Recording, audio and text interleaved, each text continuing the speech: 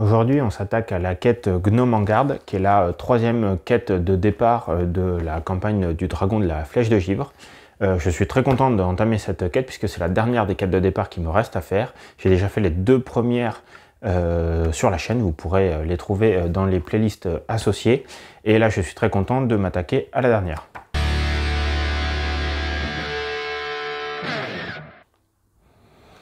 Bonjour et bienvenue sur la chaîne Gemini, j'espère que vous allez bien. Moi ça va bien, ça fait longtemps voilà, que j'ai pas fait une vidéo d'un projet perso. Voilà, l'ouverture de Gemini m'avait pris beaucoup de temps, beaucoup d'énergie, mais maintenant voilà, c'est du passé, donc je reprends mes projets à moi. Je m'attaque en plus à un gros projet, un qui est sur ma liste d'objectifs, bien sûr, mais qui en plus m'intéresse énormément puisque je vais avoir beaucoup de choses à apprendre.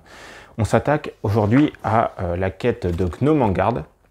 Et Gnome en garde, c'est une caverne que je vous présente ici, une caverne où vit un peuple gnome qui globalement exploite des champignons.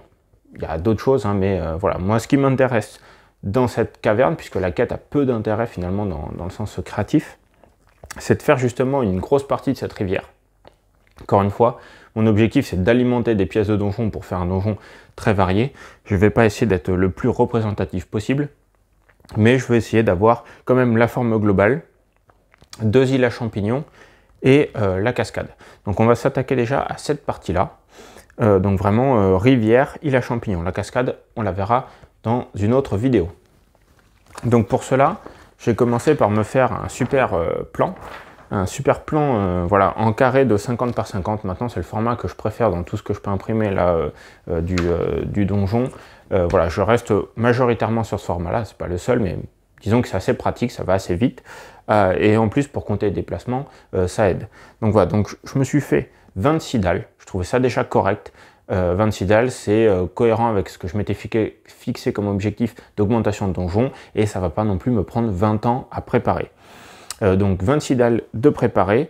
Une fois que j'ai fait toute ma carte, j'ai commencé l'impression. Donc ça c'est un modèle que j'ai trouvé aussi sur Thingiverse. J'ai tapé rivière, donjon modulable, un truc dans le genre, et puis voilà, c'est apparu. Donc c'est disponible gratuitement voilà, sur internet. En tout, c'est quand même 45 heures d'impression, puisque il y a 26 dalles mais 52 pièces, puisque à chaque fois il y a le support et la pièce dessus. Donc quand même 45 heures d'impression. Bon, après, voilà, l'imprimante, elle tourne toute seule, pas grand chose à faire, hormis, voilà, tous les soirs, moi j'arrivais, je faisais play, je lançais quelques pièces, et puis au bout d'un petit moment, j'avais toutes mes pièces de réunies. Une fois que j'ai eu tout de réuni, j'ai tout nettoyé, voilà, moi j'ai une imprimante, on va dire, bas de gamme, donc il y a quelques fils qui dépassent, voilà, faut tout frotter, tout nettoyer, enlever tous les petits résidus, enlever tous les supports, et surtout, assembler les pièces, puisque, encore une fois, il y a le support, je mets tous mes aimants dedans, et j'enferme les aimants avec le dessus. Ce qui fait que les aimants, étant donné qu'ils sont ronds, ont une polarité qui peut s'adapter, bouger, les éléments sont libres, et c'est comme ça que tout le donjon bouge. Donc pour les aimants, on parle de 208 aimants quand même à utiliser. Alors moi, pour rappel, j'avais acheté une première boîte de 100 et quelques aimants, puis une deuxième de 200, puis à la fin carrément une boîte de 1000. Donc là, j'ai déjà bien entamé globalement la boîte de 1000. Hein. Les 200-300 premiers sont déjà finis depuis longtemps dans les projets précédents. Voilà, une fois qu'on a eu tout assemblé, j'ai commencé à créer mes petites îles. Pour ça, il me restait du liège de plaques très fines, je crois que c'est du 5 mm. Voilà, que j'avais récupéré d'anciens socles de figurines que j'avais dégagés, que j'avais imprimé il y a une dizaine d'années maintenant, en 2014-2015, mais vraiment en filament, enfin c'était immonde. Voilà, j'ai tout dégagé, j'avais quand même récupéré le liège, c'est une matière qui coûtait assez cher, puis globalement j'aime pas trop gâcher, donc j'avais récupéré ça, donc j'ai essayé de faire avec ce que j'avais, deux, trois petites zones où je puisse coller des champignons.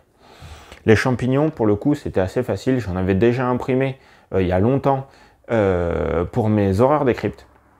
Et voilà, je leur ai fait des socles type bayou, marais, voilà, j'avais fait plein de champignons. Donc j'avais gardé tous les fichiers sur mon PC ou sur un disque dur. Bon bref, en tout cas, je les avais.